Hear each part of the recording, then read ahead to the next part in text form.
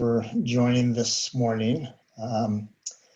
So this is a gathering to talk about the few of the California propositions that address social justice. And the outreach committee is happy to put this on.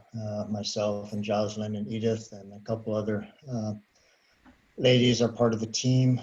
Appreciate your time today.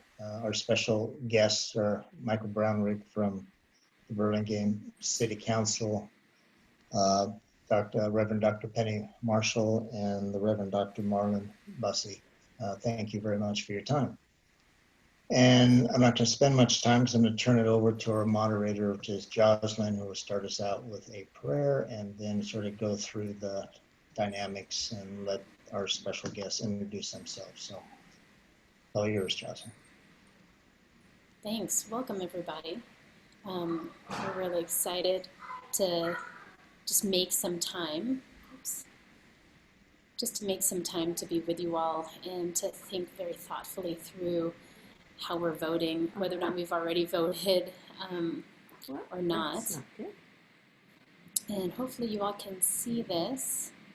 I'm a visual person too. Sometimes language is too much though, so if the screen is a little too much for you, feel free to close your eyes. We just wanted to set it in a particular tone of prayer for us. If it's helpful for you, great.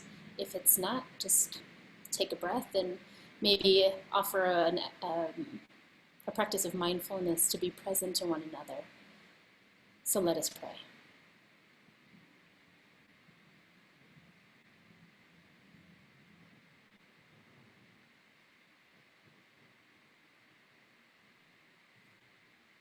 This is a pretty particular passage that is well known to many Christians, well known to many of us, but I'd like to just underscore it for the purpose of today's gathering. It's taken from the Gospel of Matthew. The Son of Man will put the sheep on his right and the goats on his left. Then the King will say,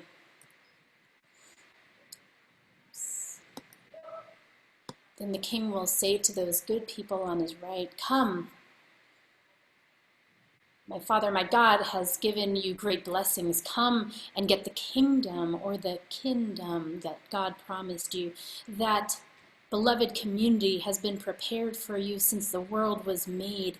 You can have this kingdom because I was hungry and you gave me food to eat. I was thirsty and you sure did give me something to drink. I was alone and away from home and you invited me into your home. Or you shared what you had with me. I was without clothes and you gave me something to wear. I was sick and you cared for me. I was in prison behind bars or couldn't vote and you came to visit me or let me free or give me access." Then the good people will answer, "Lord, when did we see you hungry or give you food? Or when did we see you thirsty and give you something to drink? When did we see you alone and away from home and invite you into our home or our world or our awareness? When did we see you without clothes and give you something to wear? When did we see you sick or in prison and care for you?" Then the King will answer, "I tell you the truth. Anything you did for any of my people here, you also did for me." So if it's helpful for you to breathe in the Spirit of the Holy Ghost who continues to inform our movements in this community, just take a deep breath. Be present to the things that are arising in you through this word from Matthew 25, or anything else this morning that is provoking an awareness of who our neighbors are and who we have a responsibility to. And so let us all say, Amen. All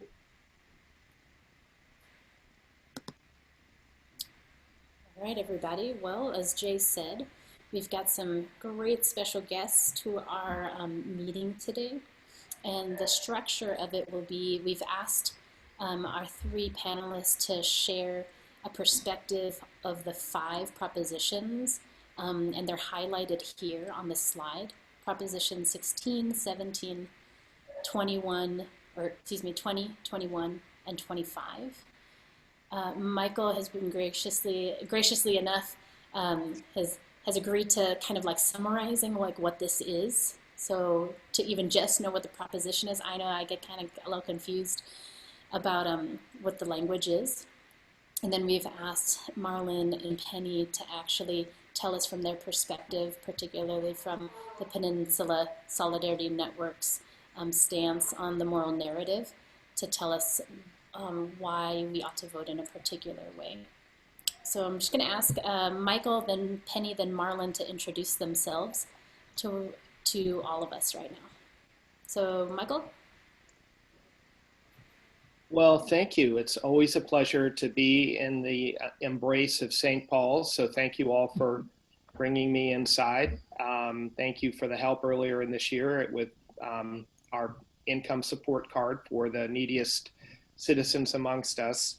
I'm Michael Brownrigg. I've been on city council for 10 years. I've been mayor twice here in Burlingame, and I think I'll leave it at that.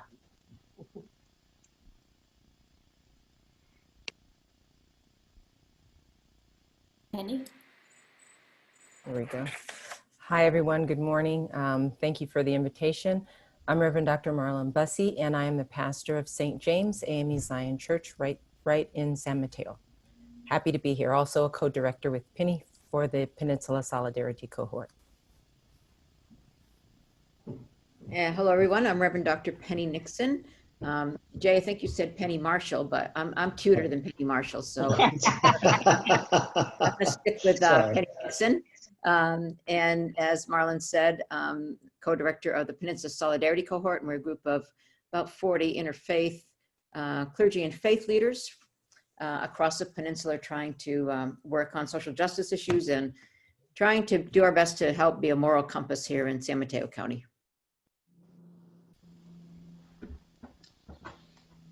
Great, thank you to our panelists. And since our rector, Thomas Gillings, is here, would you like to say hello and offer a welcome?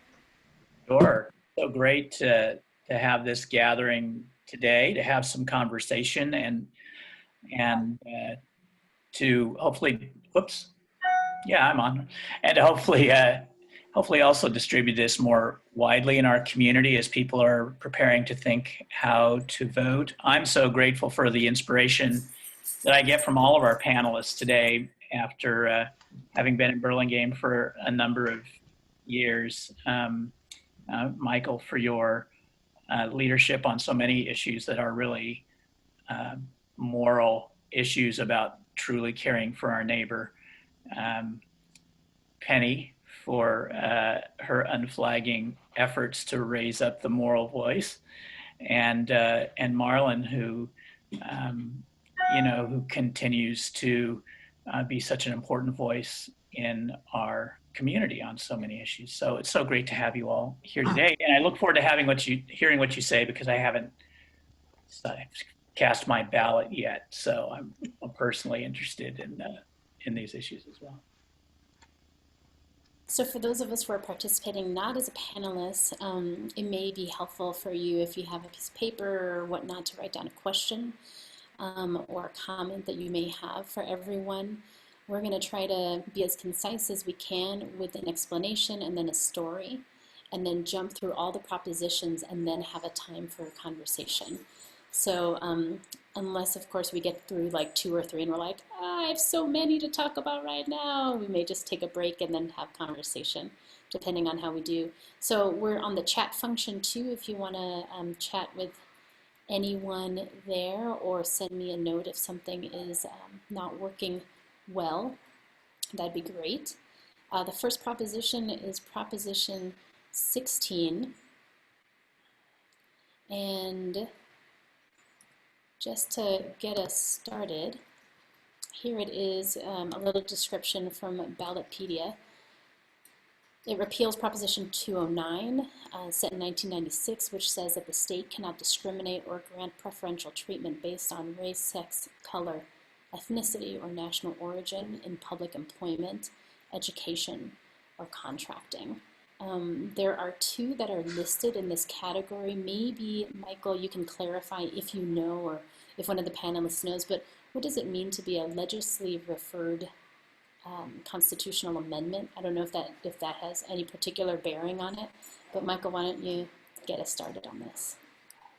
So that means that the legislature itself considered and therefore proposed a ballot amendment. So referenda can reach our ballots either by private citizen action, which we're all familiar with, signature gathering, and then often very large advertising campaigns, or they can be put on the ballot by the legislature. And so this is one of those. I believe I'm right in saying that. So that's what legislative referral means. Should I launch into a brief overview, Jocelyn? Okay. So as you can see, what this would do is basically remove the bar on using all those different categories as potential considerations for public employment, which means being employed by the state, public education, or public contracting. And we're going to sort of bounce back and forth between the different panelists, but you know, in brief, to me, this gets to whether you think that we actually have an equal society at the right now. So from other work that I do, I'll share with you that 60% of Black workers who retire will retire with zero in their savings account. 75% of Latinx workers will retire with zero in their savings account. And if you have zero in your retirement savings, that means you have an insecure old age, and it also means you are not giving your children any kind of head start.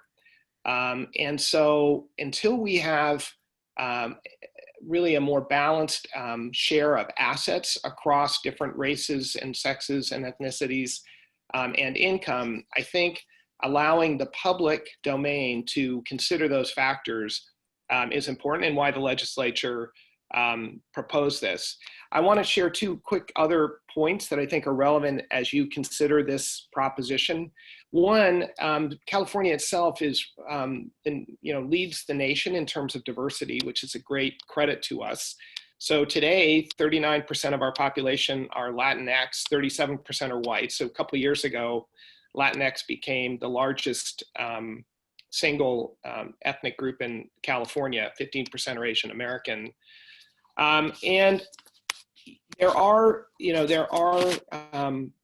encouraging signs that things like education are becoming more open. So for example, in this class of UC freshmen, interestingly, there was an increase in 16% of underrepresented groups this year. And that means that Latinx students are now 36% of admitted freshmen, Asian American are 35% of admitted freshmen, white students are 21% of admitted freshmen, and African Americans are 5%. So still have work to do, but the UCs are doing a good job. And I think that's encouraging and a factor to consider as we look at this.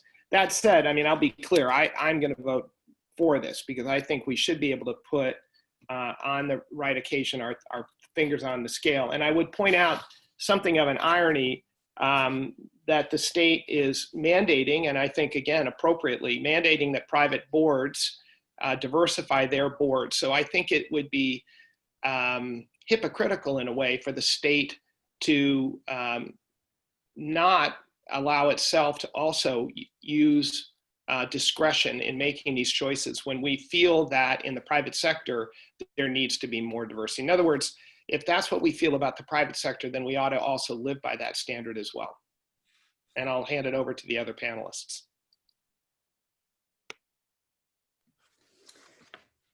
Thanks, Michael. I think, Marlyn, I'm on this one, right? Okay.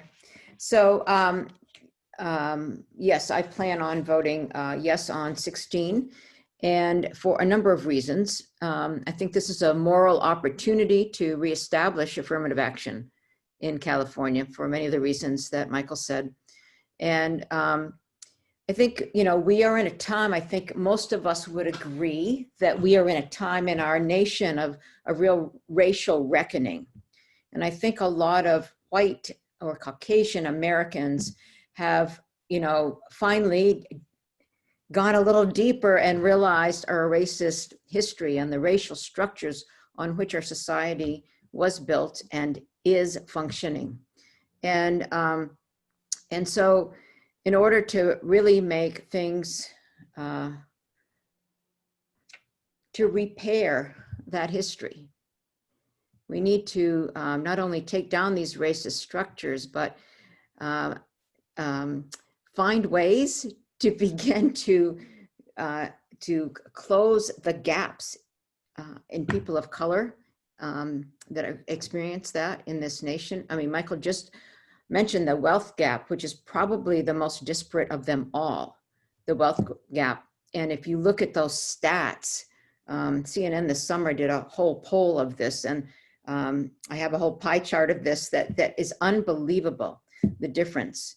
And I wanted to share my screen for a moment. And I believe this is a moral issue. I think it's also, a faith issue, a Christian issue. People will use stats to do all kinds of different things. It's like the Bible. You can make the Bible say whatever you want it to say to support your position.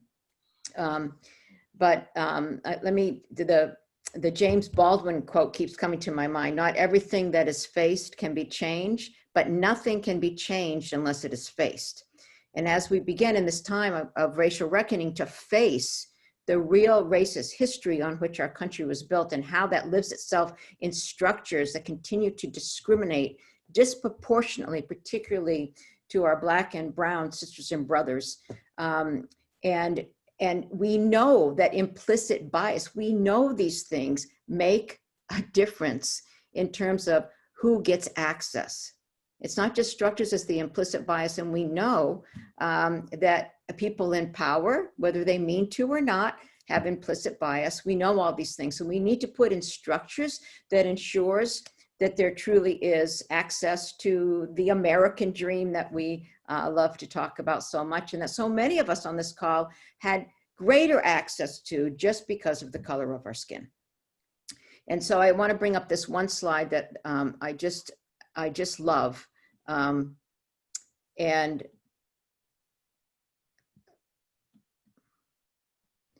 so, the opponents of this will say that equal rights means everyone is treated equally. And I actually think that's a flawed argument because as you can see on the screen, here's equality, everybody's treated equally, right? But here's equity. Because we don't all, as it used to go, it used to say George Bush thought he hit a home run, but he started on third base, right? And so, and I think our Christian faith calls us to live that true equality, but there has to be equity. And so I think that this is what this proposition is all about. And as a woman of faith, along with my Christian principles, I plan on supporting this fully.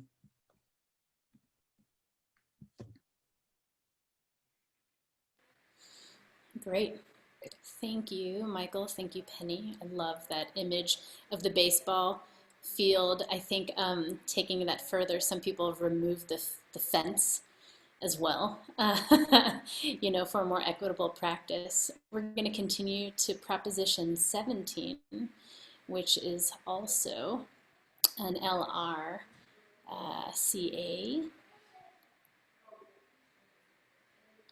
So here we go. It restores the right to vote to people convicted of felonies who are on parole. So for many of us, maybe we were wondering, wait a minute. So people who were convicted of felonies who are on parole, they can't vote? Wait a minute. And so we see that there is a pretty fractured reality to some of our even access to what this America is and how we can put our voice into it. So Michael, would you mind starting us off? Yes, I will, Jocelyn. I find this one to be especially simple, both to describe and to decide, personally anyway. So as the title makes it clear, this would allow felons who have served their sentence, they are not in prison, they are now on parole, and it would give those men and women a chance to vote. There are a couple of propositions that we're going to talk about this morning that are all related in one way or another to the prison system and the effects on prisoners. So keep this in mind as we go through the other couple of provisions.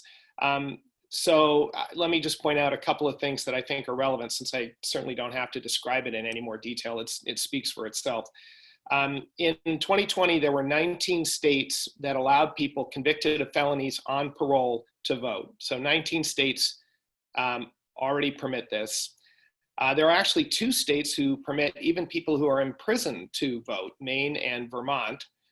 And I think, you know, for me, as I reflect on this, if we believe in redemption and we believe in rehabilitation, and I think one has to acknowledge that not everyone does, but if one does, then really, I can't imagine not trying to extend the franchise to people who have served their time and are now out in society. And in fact, if you want to make a self-interested argument to any of your friends, I would just say, if we expect people to become supporters of, quote, the system and functioning, contributing adults in our society, then why in the world would we not want them to vote? Why would we not want them to be able to express their opinion, to weigh in on ballots, to weigh in on candidates? We have a terrible record already of not having enough participation, and why in the world would we want to make that harder? So to me, it seems self-evident that both from a civics point of view and a moral point of view, that allowing people on parole, again, who've already served their time, to vote makes perfect sense. And I'll just point out that most of the people against Prop 17 are basically, of the view that the punishment shouldn't be over until the very last moment. I just think that misses the point about trying to get people re-involved and reintegrated into society. Thank you, Jocelyn.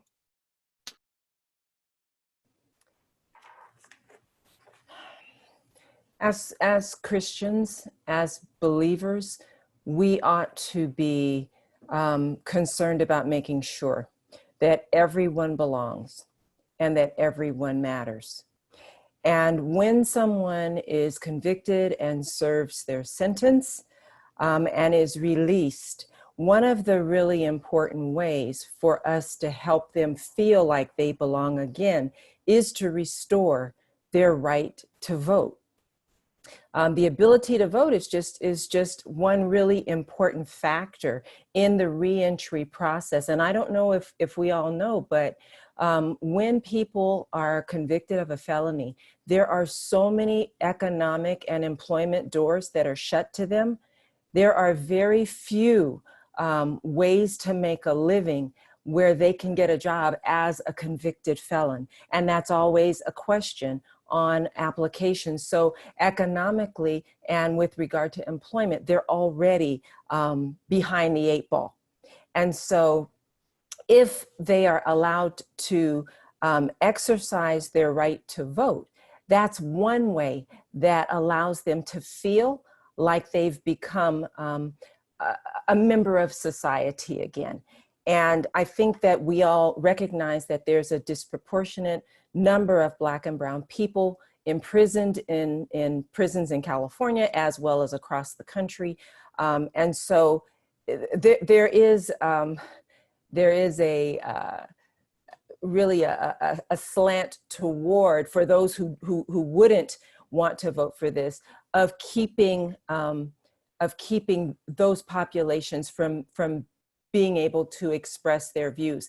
But that's not where we should be as Christians. It's just not where we should be. We should want to allow anyone who has served their time to be able to re-enter in all the ways that we can. And I think that if we just ask ourselves, if that was our son or if that was our daughter who had gotten into trouble and had to serve their time and they were out now, would we want our son or our daughter to be able to exercise their right to vote? Because the truth of the matter is that everybody that is imprisoned and is released on parole is someone's daughter or someone's son. And so I think if we think of it in that way and we make it personal, I agree with Michael that this is a pretty easy one. If we want to do right by folks, they've already served their time, they've done their debt to society, we should allow them to exercise their right to vote. Thank you, Marlyn. And yes, I think the both of you kind of share my perspective. It seems really clear, and I guess where it isn't clear is why somebody wouldn't want to vote for that. So I really appreciate that sentiment, Michael, that's saying that people who won't vote for it think that it should be like at the final. That gives me a little more humanizing to somebody who wouldn't want this at all. But it seems like a slam dunk, and apparently because it's just being put up, it hasn't been a slam dunk. So we really need to vote to ensure that we are eliminating the barriers for the least of these. So thank you. The next one we have is Proposition 20. This makes changes to policies related to criminal sentencing, and Michael had mentioned that there are a few of these that have something to do with criminal justice, so you'll begin to see a theme. Makes changes to policies related to criminal sentencing charges, prison release, and DNA collection. Michael. Okay, so now this one I'm going to earn my pay because this is a really complicated proposition. It has been called, and I think appropriately so, a grab bag proposition that is seeking to address a number of earlier propositions and legislation. And I think to understand Prop 20, you do have to rewind the clock just a little bit. So I'm going to try to very quickly explain how we got to Prop 20 and I'm going to try briefly to explain what Prop 20 is trying to do. So you start with 2011 and realignment, and that's where the state finally began to address its ballooning prison population. So our state used to, in the good old days, the 60s and 70s, spend about 4% of our budget on prisons and about 15% on our UC and CSU system. And today, that ratio is dramatically different. Depending on which numbers you use, it's either the same, we spend the same on prisons as the UC CSU, or by other calculations, we spend much more on prisons even than UC CSU. So clearly from an investment or from a social investment point of view, we're investing in the wrong things. We're putting a lot of money into prisons and less money into education. Also, because we had such an incredibly high incarceration rate, the Supreme Court deemed our prison system to be unconstitutional. And so for a number of reasons, the state under Governor Brown began to look for ways to change, to reduce the prison population. Realignment was the first step. Prop 47 and 57 were the next two steps. And what they did was take a number of felonies and reclassify them as misdemeanors, and also made it easier to get parole. And the notion was twofold. If we reclassify some of these crimes as misdemeanors, then we won't be sending people to prison. And if we make parole a little bit easier, then we'll help people get out of prison sooner. I spent at one point in my life a long time looking at the prison system and recidivism. Our recidivism rate remains about 2/3, depending on which set of crimes you're looking at. And that is just a terrible indictment of our prison system. Because what you want is somebody not to recommit crimes. You want somebody not to re-victimize. You want somebody to become a contributor. And if 2/3 of the men and women we release are re-offending, then that's not good for anybody. So So as a general matter, prisons don't work in terms of rehabilitation. So why would we keep stuffing them full of people expecting a different result? And that was fundamentally the philosophy behind 47 and 57. By the way, this is another poster child of why making law by referendum is such a bad idea, because there may be one or two parts of Prop 20 that would make sense to the legislature, but when you lump it all together, I think it becomes certainly unwieldy, very difficult for all of us to understand and understand the trade-offs. And ultimately, I think a lot of times, if you don't understand something, you probably shouldn't vote for it. And I think this is a really hard one to understand. Let me briefly talk about a couple of the implications. So one of the things that Prop 47 did was it changed the amount of money, a property crime, that the amount of money you would steal and then be prosecuted as a felony as opposed to a misdemeanor. And that number went from $250 to $950. So there are a number of retailers and construction sites and individuals who believe, and a number of policemen who I've talked to who believe that that rising of the number to $950 has basically authorized criminals and gangs to go about not doing a lot more shoplifting for a lot more money. So a lot of retailers are in favor of Prop 20. What opponents of Prop 20, so those people who want to maintain the current system, would argue is that there are still plenty of tools for police and district attorneys to use to try to get people on the right track and to punish serial thieves, so that they believe that that argument is fundamentally unsound, that you have to make those changes. With respect to the changes that Prop 20 would make on parole, it is the case that that Prop 57 done by Governor Brown made parole easier. You still, if you were a violent criminal, you still had to complete your sentence. You just had a chance at parole. And Governor Brown very strongly makes the argument that the reason he believes this is a good thing is that if somebody doesn't even have a chance for parole, then they're not going to try to improve themselves in prison. And he believes strongly that we should be encouraging everyone to improve themselves so that when they get out, they are then not, liable to reoffend, or they're less likely to recidivate.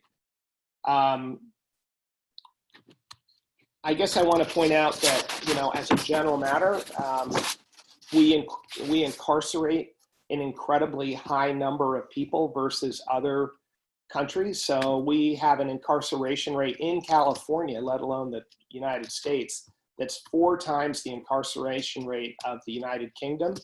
And for women, it's 7 times the rate. So we incarcerate 88 women per 100,000 here in California, and the UK incarcerates 13 per 100,000.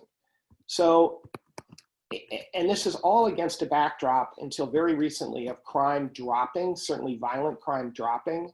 Recently, property crime has ticked up. So, that is something that the proponents for Prop 20 point out. I guess I will save for the discussion on bail some of the statistics about our local jail population, and maybe I'll leave it at that for now, Jocelyn. And if there are questions, I'm very happy to get into them. It is a complicated ballot measure. I appreciate that, and setting up the context too, to kind of understand how we got here and why this little melding pot of a lot of different things are in the same bag. So Penny or Marlyn? I can speak briefly to this, and I know it's a complicated one, as Michael said, but for me, I feel very strongly about this. I went door to door in North Central in 2014, working Proposition 47. And, as, we've been asked, Marlyn and I have been asked to talk about this, just say it from a faith perspective. I love that Jocelyn started with, Lord, when did we see you? And I think, we're all on board with, when did we see you hungry? We want to feed people. When did we see, we're going to give people drink. When did we see you, we can donate our clothes. But, I just keep thinking that it's ringing, Lord, when did we see you? Well, our incarcerated population is invisible to us. And we don't see Jesus in the incarcerated. And that's what he was asking in that parable. When do you see me, right? How do you see me?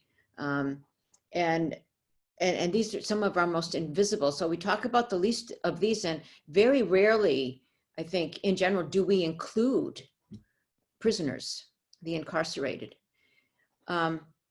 And even in Jesus, I always call it his inaugural speech, his mission statement, the Spirit of the Lord is upon me, right? To bring good news to the poor, and he goes on and to release to the captives, those in prison.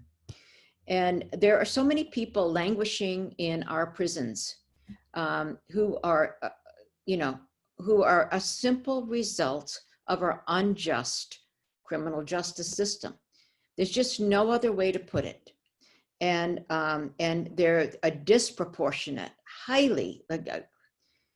ridiculously disproportionate amount of Black and brown men in prison, and women. I didn't know those stats about women, Michael. That just has stunned me. And I think Michael said it before, redemption is at the very heart of our faith, right? But also, it's not just redemption, it's breaking down systems. And we have one of the most unjust mass incarceration systems in the world, in the prison complex. I mean, we could just go on and on and on. And there are so many people in prison who are Black or brown who have done the exact same things. And I could give you examples from my own experience, who are in prison for years for even things that other people do that they never even get arrested for. And so for me, the undoing of Prop 47 would be a huge blow to the very minimal progress we've made on undoing and untangling our mass incarceration system. And I just want to throw this out there. I'm sure most of you already know this, but if you haven't read it, Michelle Alexander's book on the new Jim Crow talks about the mass incarceration system. And I guarantee if you read that book and you begin to see the intentionality of that system, it's called the new Jim Crow for a reason. For me, there's no other way to vote on this proposition. Yeah, thank you so much. And I got the visual, Penny, of you going door to door, and that has been such a lived devotion and commitment for you for quite some time. Again, thank you so much for reminding us why it is important to even keep the minimal, as complicated as this is. We'll move to Propositions 21 and 25, and then we'll have conversation about all these. Is everyone doing okay so far? I feel like a bus driver, like, everyone okay? You good? You good? Okay, I'll get you some orange slices later. Okay. All right, so we're moving towards Proposition 21. So I'm going to take up 21, but actually Penny's comment about books reminded me that there was a book I wanted to also refer to this group with respect to criminal justice. And it gets not so much to this proposition as to the system. And it's a book by a woman named Emily Bazelon, a Yale law professor, called Charged. And one of the main theses of Dr. Bazelon is that over time, especially with mandatory sentencing, which we all remember, those of us of a certain age anyway, were all the rage in the sort of 80s and 90s. Mandatory sentencing basically shifts the power from the judge to make a determination. So they're looking at Michael Brownrigg in the docket, he's done this, but the judge knows all of the other people who've gone before and after and can make a determination as to how to either punish or require restitution from Michael Brownrigg. That was the old system. With mandatory sentencing, most of that power has shifted to the district attorney, to the prosecutors. And the prosecutors get to decide as the person comes before them what to charge that person with. And that gives them tremendous leverage over the individual to negotiate plea bargains and to get a conviction, as we know, very often when the crime was not actually committed, but because of the incredible leverage the DA has in the system. So I just want to sort of more generally recommend the book Charged, and recommend that as we all consider reforms to the system over the rest of our lives, I believe in trying to put more of the power back in judges' hands, and hopefully have great judges, than leaving it in the district attorney's hands, who will always be voted on by his conviction rate. That is how a district attorney is approved by the voters. And I just think that's just an incentive system that we ought to pay attention to. So, okay, sorry, off the soapbox. To Prop 21, another complicated bill, but a little like one of the earlier ones. It centers mostly on how people feel about rent control. And for those of us who live in Burlingame and probably anywhere in San Mateo County, we know that this is a very divisive issue, that rent control as a general topic generates tremendous heat on both sides. And, you know, and this is definitely a difficult one to parse through. The provision itself would basically undo something called Costa-Hawkins, which was passed back in 1995. And Costa-Hawkins basically made it very difficult to put rent control on top of any building built after 1995. So it grandfathered in any rent controls that existed, but it prohibited rent controls on newer buildings. Well, one of the big problems with legislation, and you can think about Prop 13 in this context too, that is date specific, is that what starts as a relatively modest reform becomes more and more impactful as time goes on, but that fixed date stays in place. So at this point, an awful lot of housing is not covered. Costa-Hawkins prohibits rent control from covering that. The challenge, if you believe in, well, obviously a challenge, if you believe in rent control, then that's a problem because you can't use rent control for those newer buildings. But there's also a problem for anybody who just believes in the importance of de facto affordable housing. A lot of those older buildings are often the affordable buildings in a given community. And as time goes on, there will be greater and greater incentive to knock down the old building and build a new one. And those new ones will be at much higher rent prices and much higher costs. So while you know, Prop 21 you can vote for, you can vote against, but Costa-Hawkins with its date specific timing, I think is a challenge for public policy. The other thing that if you vote for Prop 21, the other tool that Costa-Hawkins made mandatory was that a landlord had the right of what's called vacancy decontrol. So when a tenant does leave the building, the landlord is allowed to bring that apartment up to market rates. And a lot of communities who believe in rent control do not like that provision. They want to keep the apartment affordable to the next renter and the next renter. And that means not allowing a massive jump in rent to the market rate. So that's another change that this provision would make possible. An awful lot of people who you might think would be for it are not. Governor Newsom is not for it. A number of elected officials. That could be how they feel about rent control. So just very briefly, and again, trying to be objective as is my remit here. Those who believe rent control is a challenge believe that it inhibits new construction and that it also inhibits people from ever leaving. That is a benefit for people who believe in rent control. That stability is a benefit, but for those who believe that turnover is what leads to more families coming in and even allows rents to drop occasionally, then that's a problem. So I think the fact that the state put rent control on all buildings as a result of COVID for the next, I think, 10 years. So what the state's rent control cap is now 5% plus the rate of inflation.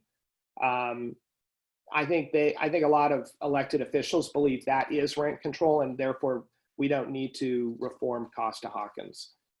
And I think I'll leave it there. This is again, rent control as a general matter yields a lot of heat. So I'll leave it there.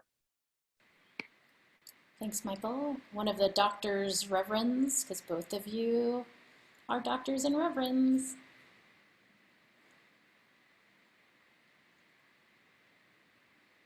Well, I feel like Michael pretty much covered that one. I would say this, as you're thinking about which way to vote on it. Penny and I have been with people, talked to people, spoken on behalf of people who are working 2 jobs and 3 jobs just to make rent. And so for them, anything that we can do to allow them to continue to live, as hard as their lives are, should be the way that we would want to vote on this. It is a complicated issue. But the thing about it that bothers me is that landlords would be able to up the rent when a new renter moves in. And we've seen evidence of people being evicted just so that can happen. And so we're talking about allowing more people to move in, but what's also happening is that a lot of people are moving out. And these folks are essential workers. They're, and they're making minimum wage already. And I don't know how I could live on $15 an hour. I really don't. But a lot of people are. And so they're having to work 2 and 3 jobs. And so making life harder for them through having housing insecurity is just not what we should be about. So that's what I would say with regard to this one. It is complicated. And I think this one really requires some prayer. I really do. And I just want to add to Marlyn, that our Latinx colleagues and friends, so many people have left. They call it the other deportation. And it's primarily because of skyrocketing rents. But I know right now they're starting to go down, but going down is relative. And I'll put a coda on this, and I do know we want to get to Q&A. I know I want to get to Q&A, but in the end, whether you're for rent control or you're against rent control, if you believe that we have an insufficient amount of affordable housing, and I emphatically believe that, then it is incumbent on all of us to find ways to create more housing. Certainly more affordable housing, but more housing in general. And that is not always comfortable for us. It means greater density because we don't want to be sprawling into the Central Valley and making people drive 2-3 hours. But I'm sure probably all of us, but I certainly see it in the city when our fire guys roll to an apartment where there's a house fire because the mattress on the floor has been put up against the radiator, and we find 3 families living in a 2-bedroom apartment. And that's what people are doing to try to get by. That is not the society that we want to be. And so there are other ways we can contribute to housing. This is one particular provision, but we need to focus on the bigger point of creating more housing. So there. Yeah, I think we're all, I think I was just about to say, Penny, that I think we're all feeling the desire to talk with each other. So go ahead and add your other comment, and then we'll go to the next one. Well, I just want to say that the New York Times just did a big article that featured North Central here in San Mateo about the multi-generational households and the relationship of that to the disproportionate number of the Latinx community tested positive for COVID. So, I mean, it's just all, it's all intertwined. I just wanted to. Yeah, well, and don't worry. I mean, I'm victim of it too. I want to add my 2 cents. So my 2 cents is, as a renter, but in the community of St. Paul's, it is a little complicated when you are a landowner or a landlord, and perhaps it becomes a little more complicated. And I think this one will stretch us a little more to vote for the common good, not just our own good, but our common good for everybody, because there is such a disproportionate sharing of wealth. But I digress. We will go to the next one. Michael, take it away. And thanks everybody for sticking around. We've got one more and then it'll be a free-for-all, kind of, not really. So here we go with the last one we're going to consider together is Proposition 25. It replaces cash bail with risk assessments for suspects awaiting trial. Again, with that theme of criminal justice reform that we're looking at. So I'm going to start by doing a quick thought experiment for everybody who's listening. Today we have 82,000 people in jail. So jail is what counties run by and large, and prisons are what the state runs. So we have 82,000 people in jail today. Mental question for yourselves. Ask yourself how many of those people in jail, or what percentage, are convicted of a crime. I want you to think for 5 seconds. What percentage of the 82,000 are there because they were convicted of a crime? Okay, you now have a number in your head. The number is about 42%. In other words, over half of the people in our jail are awaiting trial. Now that is, I think, immoral, and it's dumb, because jails are not breeding grounds for good behavior. And yet, because people can't afford cash bail, they wind up staying in jail.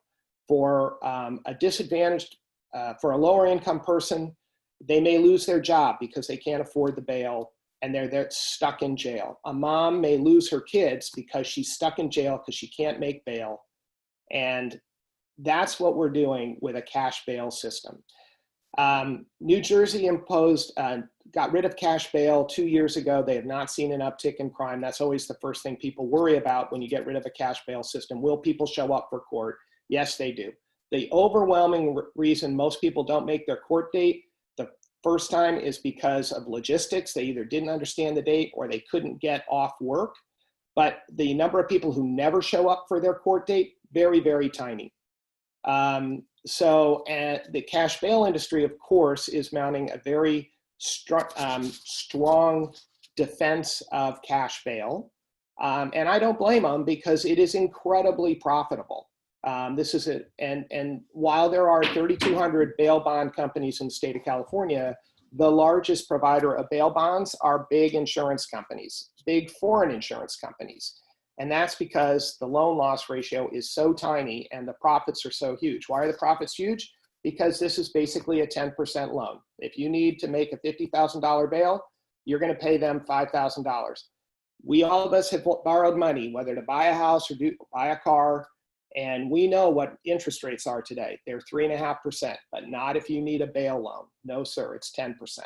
So it is a lucrative industry. It does not appear by all the data and other states that have adopted no cash bail to actually result in what it's supposed to do. And by the way, Santa Clara County actually adopted this system a year ago. It's probably too soon to really draw any conclusions, but we certainly haven't seen a massive uptick in people not showing up to court in Santa Clara County. So I'm sorry, one other thing. So you still have to decide, if somebody has committed a crime, whether you think they can be let out on their own recognizance. There is worry among some criminal justice reformers that the system now, which will then, if you don't have cash bail, which basically says, can you come up with the money, we will instead go to a judgment system where a judge and a panel will judge whether you are likely a flight risk or another kind of risk. And that, of course, creates another way that there could be bias or prejudice or bad outcomes. So, but this is one of these examples, I think, where you don't want to let the best be the enemy of the good. This current system is not good. A judgment system, while imperfect, is almost certain to be better. And again, why in the world do we have 55% of people in jail not actually convicted of a crime? That just feels wrong to me. So thank you. I absolutely agree with you. This one is really close to my heart, because as a pastor, I've had to go to county. I've had to talk to people in the community, with the glass between us that haven't been convicted, haven't even been charged in some cases with a crime, yet because they couldn't make bail, they are stuck in jail. And I'm telling you, it's not just for a month or 2 months. It can be for a year or 2 years or 3 years. There is no rush to get people into court. And I've sat in courtrooms where the public defender turns to the person that's being charged with something and says, plead guilty. And because the person wants to get back to their life and their children and their family and hopefully their job, they plead guilty. And that's a whole other issue, because most of the time they're pleading guilty to a felony. This system does not work. It does not work. And again, as people of faith, if we want to do the best for all of those that Jesus has called us to, then we need to have a system that is more just. This isn't the perfect solution. It's not the perfect solution. It's going to need more work. But I think that it's a good start, because any of us on this call, if one of our loved ones got in trouble, could find the money to get them out. But that's not the situation for everyone. And so we don't want a system that's going to force poor, disadvantaged people into the criminal justice system. Once you get in there, it is just almost impossible to get out. It's built that way by design to keep you. Once they've got you, they keep you. It's worse than any gang that we've ever seen in society. I mean, the criminal justice system is its own gang. And so we want to make sure that people are able to, if they're not a threat, if they're not high risk, that they're able to get back to their lives and their jobs and their families and hold their life together, at least until they have to go to court.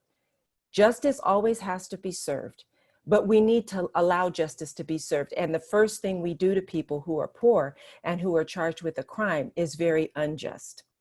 And so I would say we absolutely need to support this particular proposition. Thank you, Marlyn. And we have now looked at 5 propositions.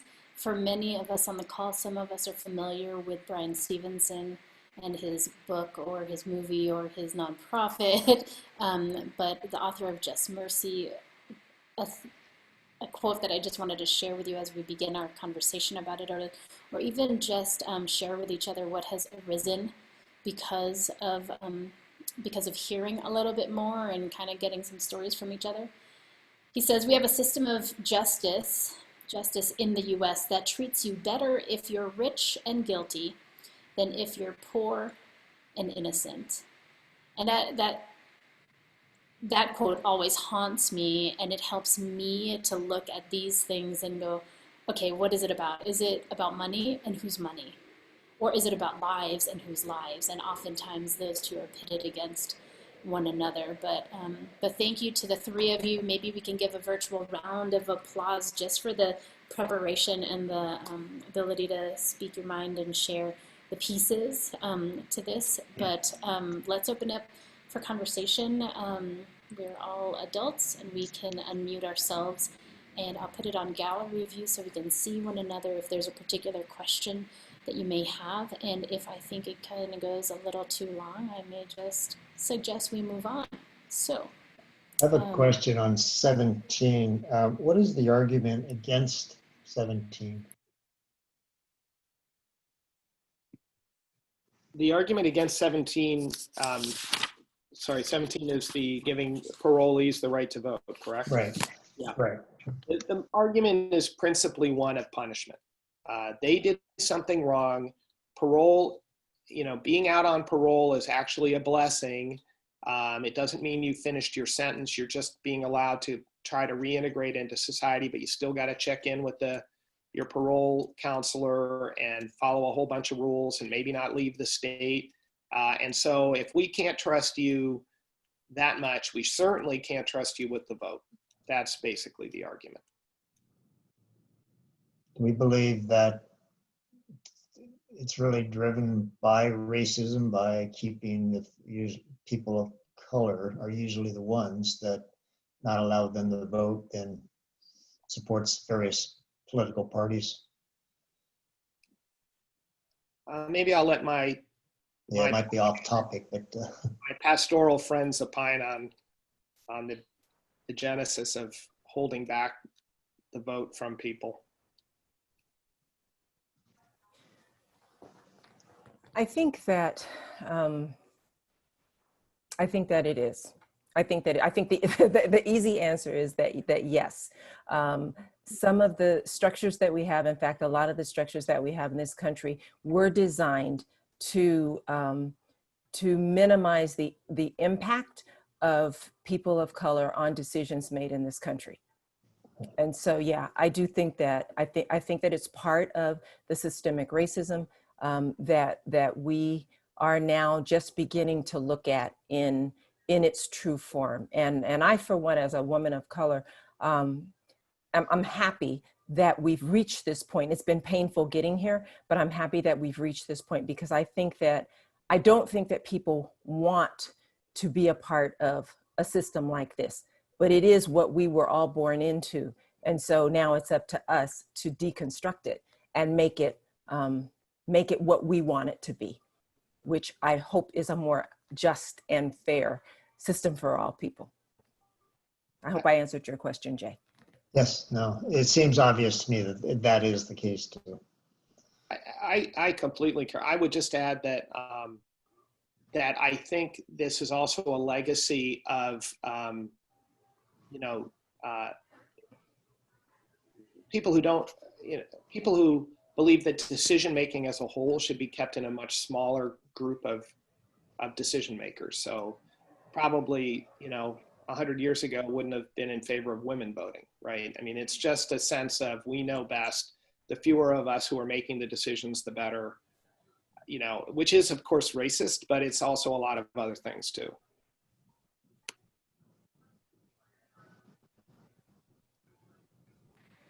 Makes me think we used to think that a Black person was 3/5 of a person. We moved from property to 3/5, and it makes me wonder what other things right now are those things that kind of keep the noose on, right? Of keeping people 3/5 as opposed to a full 5th or full 5/5.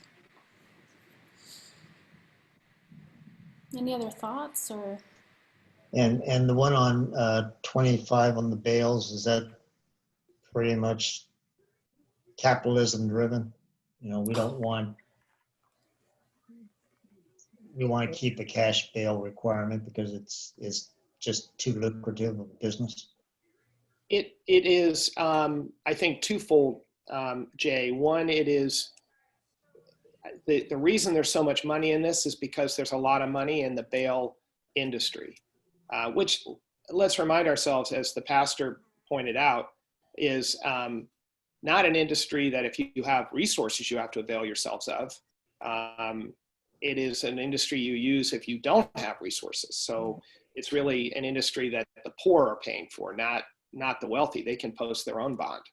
And then it is coupled with a sense, I think, an intuitive sense that actually is wrong when you look at the data, that people aren't going to, geez, I'm having a Pence moment here. That people aren't going to show up for their moment in court. And so if we don't have some hook on them, they're not going to come. Again, intuitively, maybe that makes sense if you haven't been involved in the judicial system, but in fact, the data all show people show up for court almost always. And the times when they don't, it's almost always because they either haven't understood the date or they just logistically couldn't get there. And so the notion that you have to have something hanging over someone's head for them to show up, I think, again, is an intuitive belief, but is belied by the data. And if you think about that, if you have to have something hanging over somebody's head, then why doesn't it hang over everyone's head? That's the problem. It should hang over everyone's head, regardless to economic, stability or instability. It should be one for all, but it's not. It only hangs over some heads, not all heads. And so that, again, is the issue.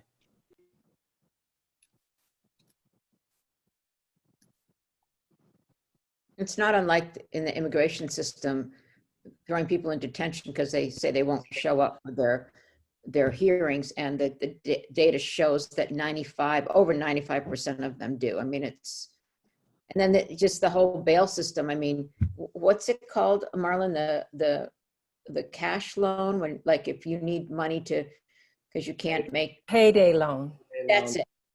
So like, that's unregulated. Yep. Just like this bail system, it's all unregulated. And so, I mean, I've seen documents from people that needed to pay their rent because they were going to get evicted, and like what these payday loans charge. And there doesn't seem to be any regulation on that.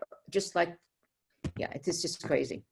I mean, and just to pile on for a second, it takes us back to the very first conversation we had about Prop 209 and this notion that, now everything's perfect and we're all equal and we shouldn't be creating divisions in the law, which was sort of the fundamental argument. Well, in a recent Federal Reserve Bank report in Boston, they looked at the Roxbury neighborhood, which is a large African-American neighborhood, and the average household wealth in Roxbury was $8. $8. So if you're asked to come up with $1,000 bond or a $5,000 bond, or Lord knows a $10,000 bail bond, you can't do it. You can't do it. So that's why you stay in jail, as the pastor points out, for months. Crowding, for no purpose to all of us. So just now think of yourself as a taxpayer. You're paying for that. You're paying for people who may not be guilty, may not even ever go to trial, but just can't afford bail. And you're paying for it so that the bail bond industry can make a killing. It's not a good system.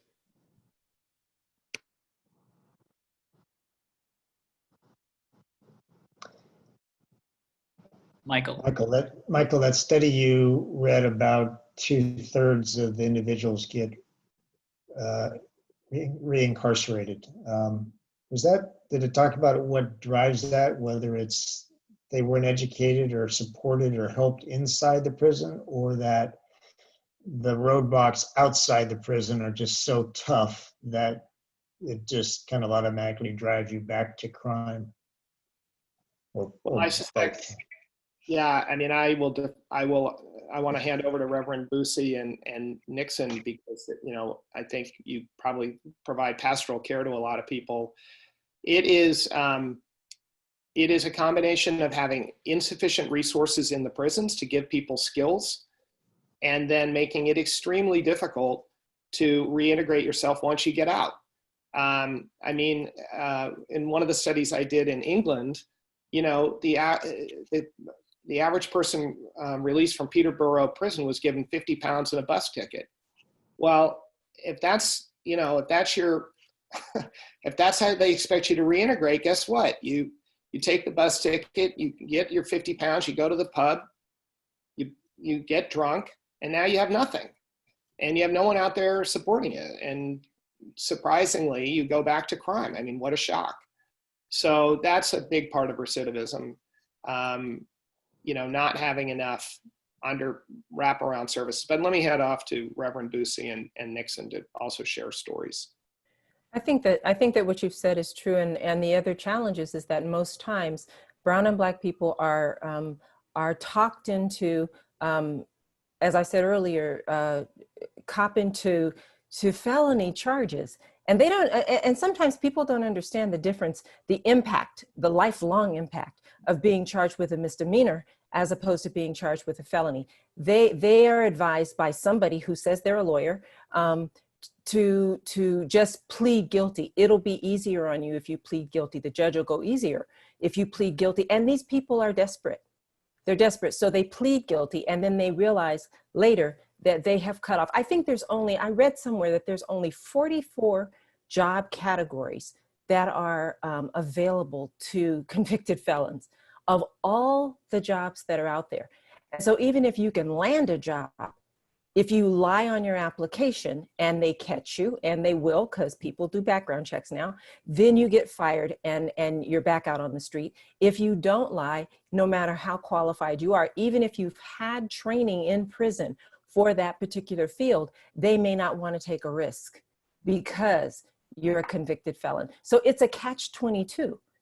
And what do people do when they keep trying and keep trying and keep trying to re-enter and society won't let them? They go back to what they know. They go back to the streets, they go back to crime because they have to make a living. They've got to eat. They've got to have somewhere to stay. And it's just a sad commentary on life in America. I do want to share. Go ahead. I do want to share quickly if you ever run across somebody in this situation, San Mateo County Law Library, a sort of little known institution, actually has a very robust support program to help people get their crimes expunged so they no longer have to check the box that they're felons. It is, there's very precise definitions of when you can do this and when you can't. Not all crimes can get expunged, but a lot of them can, and the law library will help individuals walk through the process, and then that makes employment and all those other issues a lot simpler. God, that's such a fantastic resource. Thank you, Michael, because when Marlyn was mentioning, back to crime, part of me was thinking, or back to how you were interacting with society before, that society actually names it as a crime, but maybe perhaps again, that's the function of our really, really bad system right now that names certain behavior jailable or criminal. And really, I think that's the bigger identity piece, that we can see one another, see our neighbors, see our brothers and sisters, not as criminals or as people incarcerated, like as in the incarcerated or these whatever. And how else do we actually see people for people stuck in a web of our own making in the last handful of years. Thomas, I saw that maybe you were making yourself unmuted. I don't know if you wanted to interject anything. I did unmute myself, and now I forgot why I did it back then. So that's not very helpful. I was interested to hear that around COVID-19. Can you say a little bit more about the rent control that's now in a place around COVID-19, Michael, and just your thoughts on the ability for localities to address their particular issues, which rent control is one of those. So the legislature passed earlier this year a statewide rent control measure, and it permits landlords to raise rents by 5% plus the cost of the rate of inflation. So that's in place, I believe, although I'm a little bit out of, it's been a while since I've read it, but I think it is until, I want to say 2030. It may not be that long, but it is certainly intended to go beyond this current crisis and to create some stability for renters. It doesn't do anything about vacancy control. So if somebody leaves the apartment, then the next person can be charged market rate and all of that. But it is a basic rent cap that's now in place. And again, to go deeper than that, Reverend, it becomes, the way you couch the issue becomes indicative of how you feel about it. So I do think, I will say that I think as an economist, which is my original training, that it does almost certainly inhibit new construction.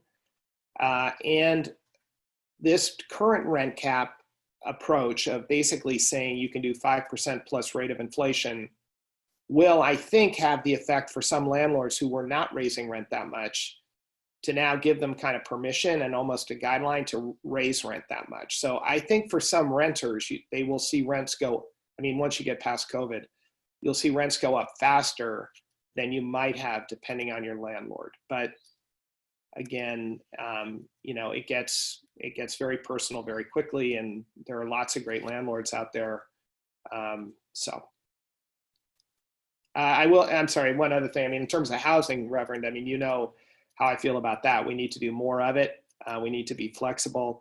I will share with the group that I am involved in a very exciting project working with Pastor Paul Baines with Project We Hope down in East Palo Alto. And our aspiration is to create a modular housing factory in East Palo Alto next year to help produce really beautiful, very affordable housing, and use these units both for rapid rehousing of the homeless. And we're looking at unfortunately, a massive uptick in homelessness once some of these state programs that have put homeless in hotels and others begin to evaporate, and also permanent affordable housing. So we're aimed at people making 30% of AMI. And the pastor hopes to, and here's a little lead in for some of the people on this call, hopes to work with other communities of faith, which are often very large landholders, to help create inexpensive, robust, beautiful, affordable housing in the years ahead. So that's called United Hope Builders, and it's been an exciting project for me. I'm honored to be a part of it. Fantastic. Thank you, Michael.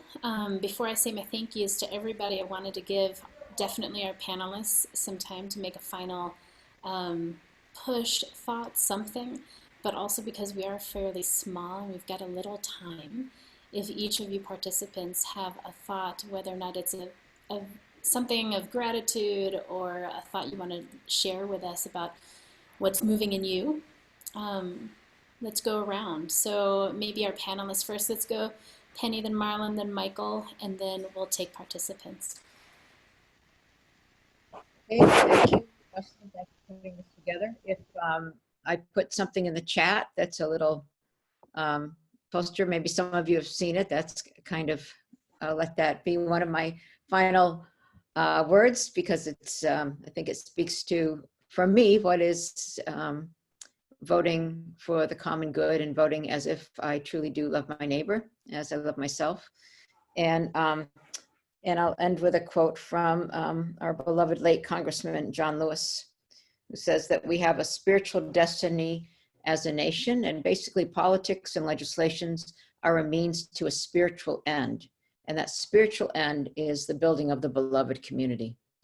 And that's how I plan to vote in my own mind and heart. It's how each box I check, is it helping to build the beloved community where people matter and where everyone can belong. I echo Penny's sentiments, and I'm glad for this forum. I hope that it was helpful for each of us to sort of solidify which way we're going to vote on these very important issues of social justice.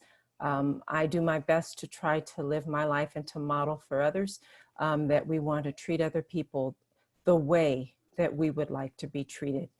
Regardless of how we're treated, we want to treat other people the way we would like to be treated. And so I want to leave you with that thought as you consider how you're going to vote. And I'd like to leave you with a quote from Dr. Cornel West that says, "Never forget that justice is what love looks like in public." Thank you. And Jocelyn, I appreciate the panel. I appreciate everything St. Paul's does for our community. And I think people have heard plenty from me, so I'm gonna let everyone else have a moment. Thank you. Thanks for showing that self-restraint, Nicole. Anybody else? No, I'm kidding. Thank you. Tish. I'd like to really thank everyone. This has been educational, as usual in our communities, very, very informative, not just on the propositions themselves, but also what you bring to it, both your spiritual caring as well as just information, because I think we all want to continue to be educated. I'll share with you, and I'm normally a very upbeat person, but I'm very, very concerned about this election and the state propositions and some of the local ones, because I feel that as a country we are so divided, that what may come out of this election is not a move forward on some of these propositions, and recognizing the need to unmarginalize marginalized people, but rather more entrenchment around it, because of both the money involved as well as the divisive politics going on at the national level.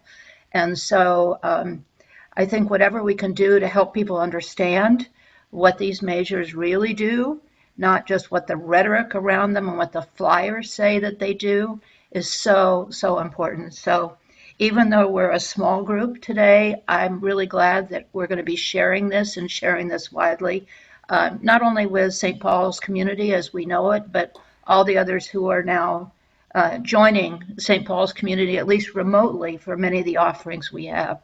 So Jay and Jocelyn and Thomas, I don't think you could have put together a better panel between the legislative leadership of Michael Brownrigg, who I've supported for many years, although I can't vote for him until the last state Senate race, and also the combination of Penny and Marlyn. So just a personal thank you to all of you.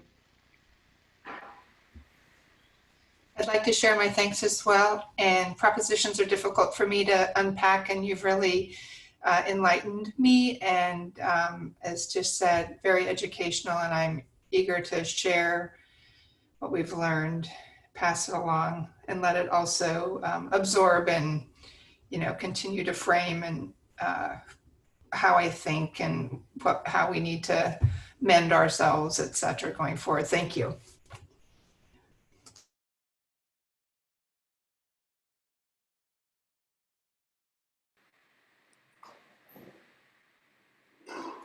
Yeah, and I'd like to thank the panelists as well, and all of you for showing up at a time that worked for everybody for this call, and really glad that we're going to be able to share this more widely. And thank you to Jocelyn and Jay, especially, who who nudged us forward in. At St. Paul's, we say we like to use our gifts to make a difference for others. And one of our gifts is having a good mind and a deep spirit. And I think sometimes we try to separate. We're nervous about too much closeness and faith in politics, but sometimes we separate it out and don't use the gifts and power we have to take what our faith says in our hearts and then apply that to the responsibility and power we have to vote. And this has been such a helpful time around these propositions that are probably the most bumper stickerable events that we have in our society to use our deep discernment and moral sense and to figure out how to use that well. So thank you so much. It's a real gift for us to raise this up and not just for this election, but maybe going forward, thinking more and more of faith in the ways that we vote. So thank you all. And over to you, Jocelyn. Ale! Only 15 more years. Or maybe you can register in 14, depending on it. And what's the proposition that allows 17-year-olds, if they're going to turn 18 by the national election, to be able to vote in the primary? So we're all in favor of that proposition too. But yes, you can never say thank you enough. They say that it takes at least 7 times for you to hear a thank you before you're like, oh, you're welcome. So please, to our 3 panelists, you are incredibly busy people, because we know, we watch you, we watch what you do, and you are a really strong example to us about how we ought to behave for the common good as well. So thanks for taking the time to be with us forever now that it's all virtual. And with that note, Jay, you've got a last couple announcements, and I'll show up the screen. But again, maraming salamat, gracias, and danke, and all those things. But please vote, please share it with other people. That is also our ability to respond, to share with as many people so that they feel that they are strong enough, confident enough to make a good vote. Yeah, I just want to say thank you to our leaders, Michael and Marlyn and Penny Nixon. We appreciate your time. I just truly enjoy listening to individuals with such a intellectual deepness when they talk about subjects that it's just enlightening. There's so much out there now that we need people to help bring it together, and some leaders, and you guys are definitely those types. So I appreciate it very, very, very much. So from the Outreach Committee at St. Paul's, thank you very much for your time. And for those who participated, we appreciate it. Thank you very much. Thank you.